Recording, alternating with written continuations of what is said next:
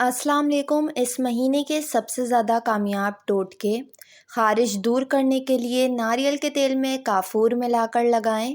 کھانا کھانے کے بعد پانی پینے سے معدہ ناکارہ ہو جاتا ہے اور انسان بہت سی انوکھی بیماریوں میں مبتلا ہو جاتا ہے۔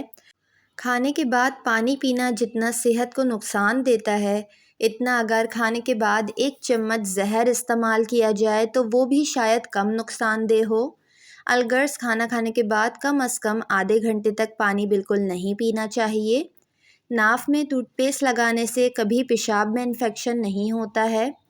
ملیٹھی کھانسی کے لیے بہترین ہے۔ ذرا سی ملیٹھی کھانے سے کھانسی کافی حد تک کم ہو جاتی ہے، لیکن ملیٹھی زیادہ کھانے سے فشار خون زیادہ ہوتا ہے۔ چائے بنانے کے بعد جو پتی بچ جاتی ہے، اگر اس کی گھر میں دھونی دی جاتی ہے تو مچھر اور مکھی نہیں آئیں گے۔ اگر اچار خراب ہونے لگے تو اس میں لیموں کا عرق یا سرکہ شامل کرنے سے اچار خراب نہیں ہوتا۔ پیٹ کی آدھی بیماریاں آرام سے آہستہ آہستہ کھانا کھانے سے ختم ہو جاتی ہے۔ جسم پر ہونے والی کسی بھی قسم کی الرجی یا خارش کی صورت میں زیرے کو پانی میں ملا کر ابال لیں اور ٹھنڈا ہونے پر اس پانی سے غسل کریں۔ ہر قسم کی الرجی اور خارش سے نجات مل جائے گی۔ میتھی جراثیم کش اور گرم تاثیر والا مسالہ ہے۔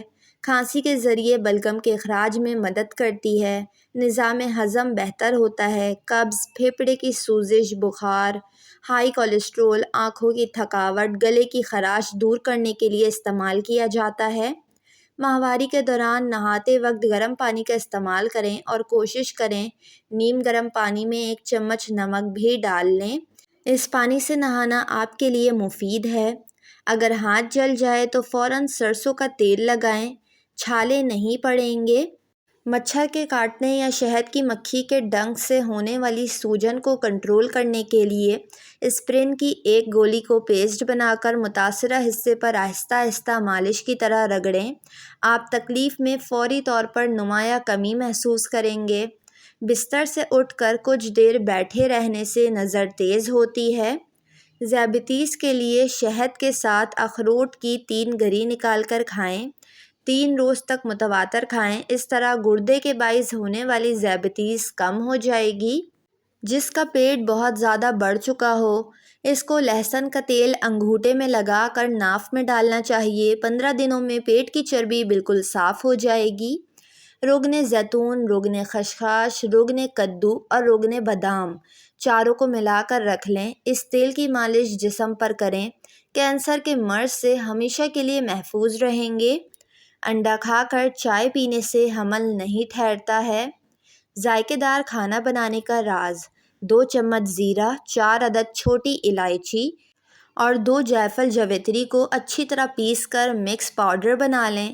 اس پاؤڈر سے ہر کھانا لاجواب بنے گا، ساتھ ساتھ خوشبودار اور ذائقے دار بھی بنے گا۔